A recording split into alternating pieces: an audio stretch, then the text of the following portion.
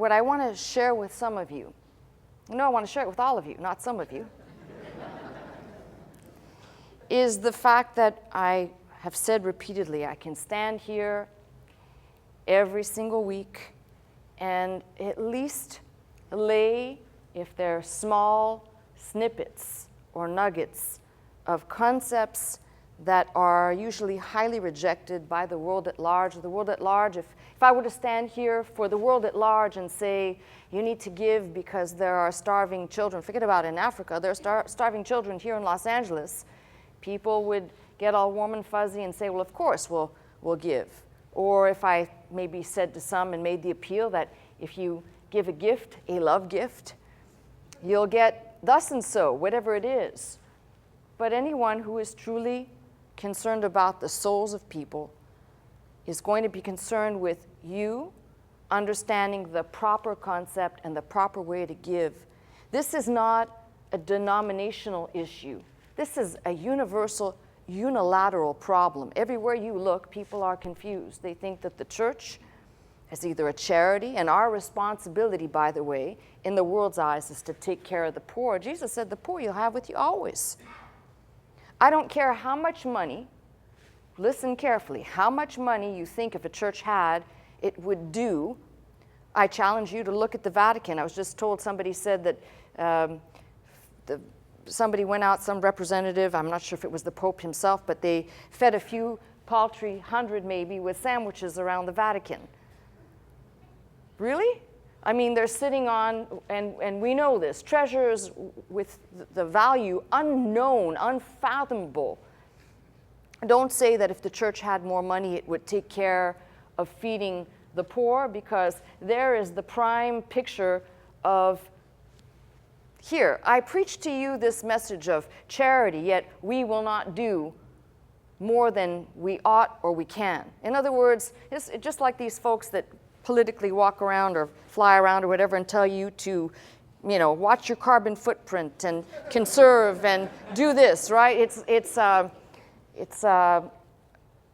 short white actor, that's all I'll say about that, who walks around making speeches about how people ought to live, and yet every time you see him in the media, he's on a big, luxurious cruise liner or his own yacht, flying around, lecturing people about why they shouldn't fly in jets and use up fuel and pollute the earth. It's the same problem that the church has. So until people get it right, which I do not think in my lifetime I will see, I'll keep standing here and saying the same thing. It's my responsibility, anybody in the pulpit, to tell people you are not putting money into the offering because you will immediately reap something out of it. That's gross manipulation, tapping into people's greed. We are not a charity. Yes, the church is a 501c3. We are not a charity. And there are some people who are sorely confused. They come and they say, well, what do you do? And what type of works do you do? Well, first thing that I've said, and I'll say it again for the benefit of those new folks, don't make your check out to Faith Center. Don't make it out to Westcott Christian Center. Those are buildings and entities.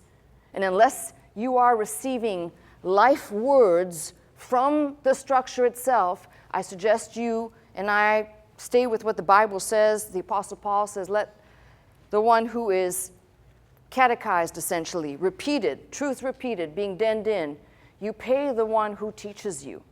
Now that has the potential to be exploited and to be manipulated, and there are people who say, well, aren't you worried that this person will get rich? Well, be very careful about how you approach this ministry versus other ministries. Most other ministries, it's so-and-so, the name of the minister, ministries. Make your checks payable to the ministries. You are paying the teacher for the value of the teaching here. And that has been like this since Dr. Scott came in the early days. Certainly, I have upheld since his promotion in 2005 the same method of doing things, which is you are not giving because this is a charity. You are not giving because you're going to get a tax receipt. You are giving just like going to school, like you pay tuition. And let's not be confused about it. And don't worry about all these people that say, well, is Pastor Scott getting rich off of people? First of all, that's none of your business. Your business is to do your part. Mine is to be a good steward. And I always go down this pathway, just for the benefit of those who have sensitive issues with this. When you start deciding what a minister should have or not have, you're walking on some very, very gray area. What's enough? Should the minister of God have a car?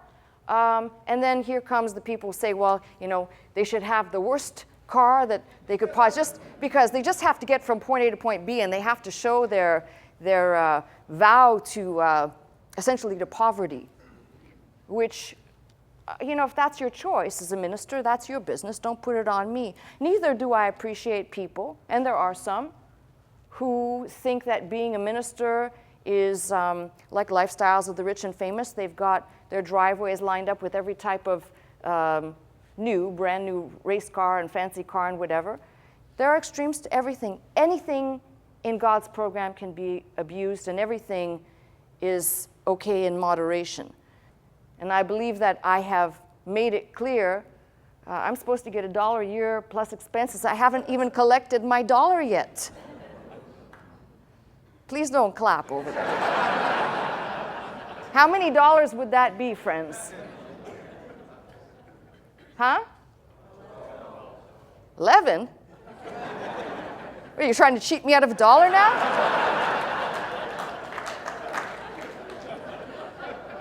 Holy Toledo, you really are cheap over there.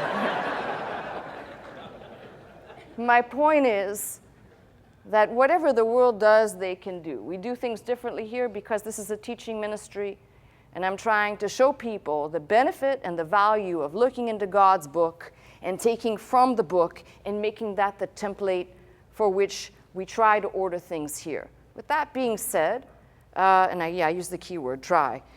With that being said, if you're here for the first time, I want you to let the offering pass you by. The offering is for those people who have been taught in the Word. For the rest of you, it's offering time.